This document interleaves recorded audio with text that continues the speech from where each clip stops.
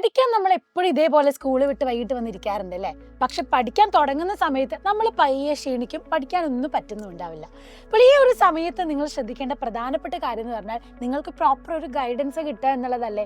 നമ്മുടെ സൈലത്തിൻ്റെ ബാച്ചിലെ ക്ലാസ്സസിൻ്റെ പ്രത്യേകത എന്ന് പറഞ്ഞാൽ നിങ്ങൾക്ക് ഏത് സബ്ജക്റ്റ് പഠിക്കാനും പ്രോപ്പർ ഗൈഡൻസ് തരുന്ന രീതിയിലുള്ള വളരെയധികം ഇൻട്രസ്റ്റിംഗ് ആയിട്ടുള്ള ടീച്ചേഴ്സിൻ്റെ ക്ലാസ്സുകളാണ് ലൈവ് ക്ലാസ്സിലൂടെ നിങ്ങൾക്ക് ലഭിക്കുന്നത്. പിന്നെ ഒരു കാര്യം എന്ന് പറഞ്ഞാൽ നമ്മുടെ കയ്യിൽ ടെക്സ്റ്റ് ഉണ്ട്, പക്ഷേ ഈ ടെക്സ്റ്റ് മാത്രം വായിച്ചുകൊണ്ട് നമുക്ക് പഠിക്കാൻ പറ്റുമോ? പറ്റത്തില്ല.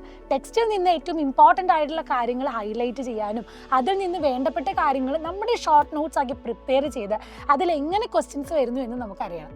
ഇനി പ്രധാനപ്പെട്ട കാര്യം എങ്ങനെ ചോദ്യങ്ങൾ വരും, ക്വസ്റ്റ്യൻ വന്നാൽ എങ്ങനെ ആൻസർ ചെയ്യണം, ഇതൊക്കെയാണ് കൺഫ്യൂഷൻ. അപ്പോൾ ഓരോ ഭാഗത്തു നിന്നും ഇമ്പോർട്ടൻ്റ് ആയിട്ടുള്ള ക്വസ്റ്റ്യൻസ് നമ്മൾ DPPയിലൂടെയും അതുകൂടാതെ തന്നെ നമ്മൾ എന്ത് ചെയ്യും, ഈ ചോദ്യ പേപ്പറിന് മനസ്സിലാക്കാൻ അല്ലെങ്കിൽ പുതിയ പാറ്റേണിൽ ചോദ്യങ്ങൾ എങ്ങനെ വന്നാൽ എഴുതാമെന്ന് മനസ്സിലാക്കാൻ വേണ്ടി നമ്മൾ യൂണിറ്റ് ടെസ്റ്റുകളും മോഡൽ എക്സാംസുകളൊക്കെ നടത്തും.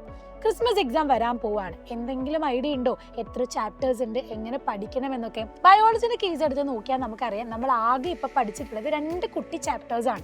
പക്ഷെ 3ാമത്തെ ചാപ്റ്റർ എന്ന് പറയുന്നത് സെൽ ആൻഡ് ടിഷ്യൂസ് എന്ന് പറഞ്ഞ വലിയ ചാപ്റ്ററാണ്. ഇത് കൂടാതെ പാർട്ട് 2ലേക്ക് വരുമ്പോൾ 4ാമത്തെയും 5ാമത്തെ ചാപ്റ്ററിൻ്റെ കുറച്ച് ഭാഗങ്ങളും കൂടെ നമുക്ക് ക്രിസ്മസ് എക്സാമിന് പഠിക്കാനുണ്ട്. ഇതേപോലെ തന്നെ ബേസിക് സയൻസിലേക്ക് വരുമ്പോൾ ആദ്യം ഓണപരീക്ഷയ്ക്ക് നിങ്ങൾ ഓൾറെഡി പഠിച്ച 2 ചാപ്റ്റേഴ്സും കൂടാതെ എക്സ്ട്രാ 2 ചാപ്റ്റേഴ്സും വരും. അങ്ങനെ നോക്കുമ്പോൾ അത്യാവശ്യം എത്ര ചാപ്റ്റർ നമുക്ക് വരും? ഏകദേശം ഒരു 10 ചാപ്റ്ററോളം അല്ലെങ്കിൽ 12 ചാപ്റ്ററോളം നമ്മൾ പഠിക്കേണ്ടതായിട്ടുണ്ട്. അപ്പോൾ ഈ ഒരു ബുദ്ധിമുട്ട് മാറ്റാൻ തന്നെ നന്നായിട്ട് തന്നെ സോൾവ് ചെയ്ത് പഠിക്കാൻ നമ്മൾ ശ്രദ്ധിക്കണം.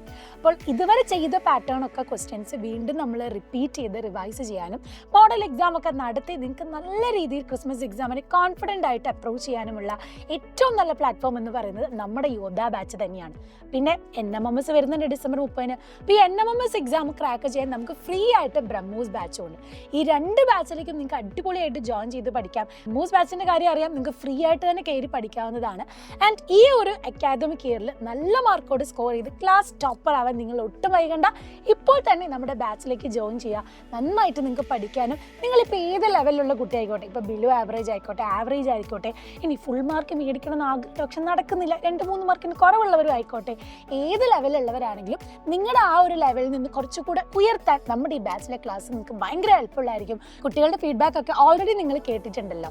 അതുകൊണ്ട് വേഗം തന്നെ ജോയിൻ ചെയ്യുക. അടിപൊളിയായിട്ട് നമുക്ക് സെറ്റാക്കാം. So all the best.